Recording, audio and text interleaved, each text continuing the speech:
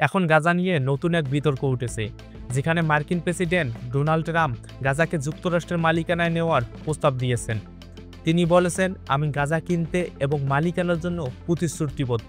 তার এই পরিকল্পনার মূল ভাবনা হচ্ছে গাজার পরিবর্তে ফিলিস্তিনিদের জন্য একটি সুন্দর এবং বাসযোগ্য ভূমি প্রদান করা।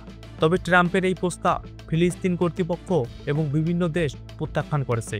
ইসরায়েলের প্রধানমন্ত্রী বেনিয়ামিন নেতানিয়াহু এই প্রস্তাবের প্রতি ইতিবাচক মনোভাব প্রকাশ করেছেন। তিনি বলেছেন, ট্রাম্প প্রচলিত চিন্তাধারা ভেঙে নতুন ধারণা দিচ্ছেন। তিনি মনে করেন এই পরিকল্পনা ইতিহাস বদলে দিতে পারে এবং এটি ফিলিস্তিন সমস্যার নতুন সমাধান হতে পারে। বিশ্বজুড়ে ট্রাম্পের এই ঘোষণার তীব্র প্রতিক্রিয়া দেখা যাচ্ছে। সৌদি আরবের পররাষ্ট্র মন্ত্রণালয়ের এক বিবৃতিতে বলা হয়েছে, স্বাধীন ফিলিস্তিন রাষ্ট্রের প্রশ্নে আমাদের অবস্থান আগের মতোই রয়েছে। ট্রাম্পের এই প্রস্তাবের পর যুক্তরাষ্ট্রের বিভিন্ন শহরে প্রতিবাদ হয়েছে। বিশেষ করে ওয়াশিংটনের হোয়াইট হাউসের বাইরে হাজার হাজার বিক্ষোভকারী ফ্রি প্যালেস্টাইন স্লোগান দিয়ে বিক্ষোভ করেছে।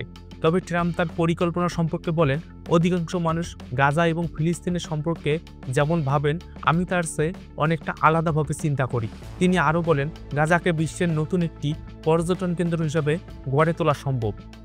এই মন্তব্য আরও বিতর্ক সৃষ্টি করেছে, কারণ অনেকেই মনে করছেন এটি আন্তর্জাতিক আইন এবং মানবাধিকার পরিপন্থী।